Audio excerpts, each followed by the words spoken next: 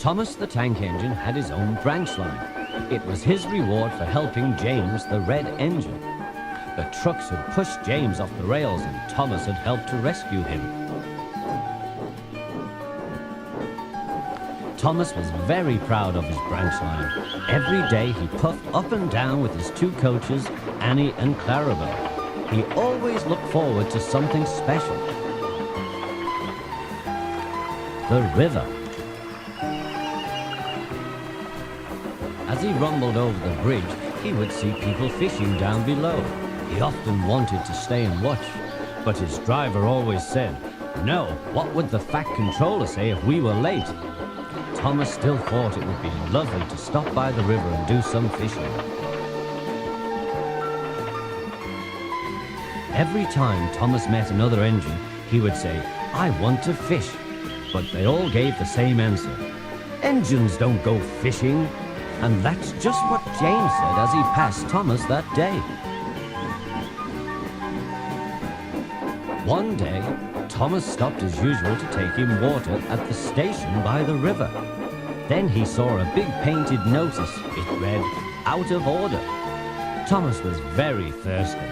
The driver had an idea. They could get water from the river. They found a bucket and some rope and went to the bridge.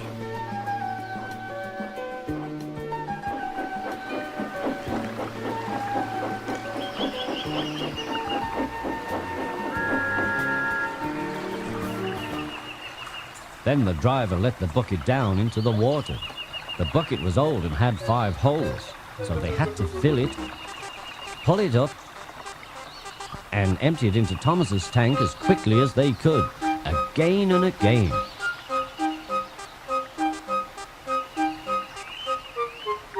At last they were finished. That's good, puffed Thomas, as he started off again, with Annie and Clarabelle running happily behind.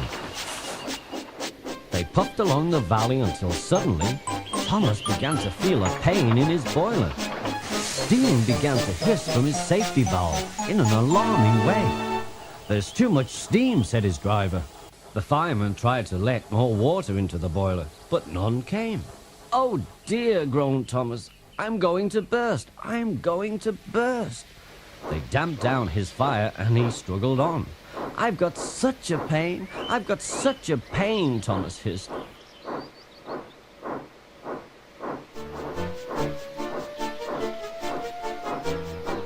They stopped outside the last station and Annie and Clarabelle were uncoupled. The driver ran Thomas onto a siding, right out of the way. He was still hissing, fit to burst.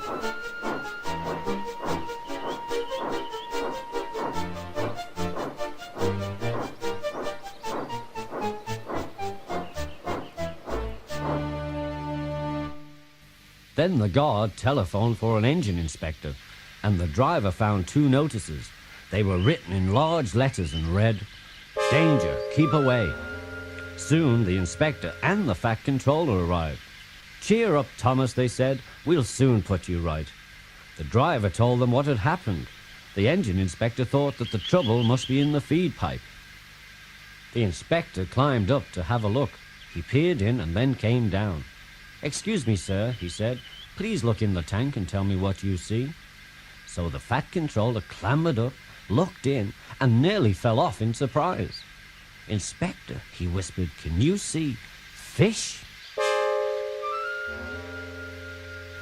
"Gracious goodness me, how did the fish get there, driver?" asked the inspector. "We must have fished them out of the river with our bucket," said Thomas's driver. "Well, Thomas, so you and your driver have been fishing, but fish don't suit you. We must get them out," said the fat controller. They took turns at fishing in Thomas's tank. The fat controller looked on and told them how to do it.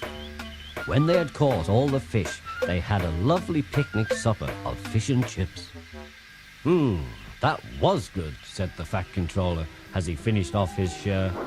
"But fish don't suit you, Thomas, so you mustn't do it again." "No, sir, I won't," said Thomas sadly. "Engines don't go fishing. It's too uncomfortable."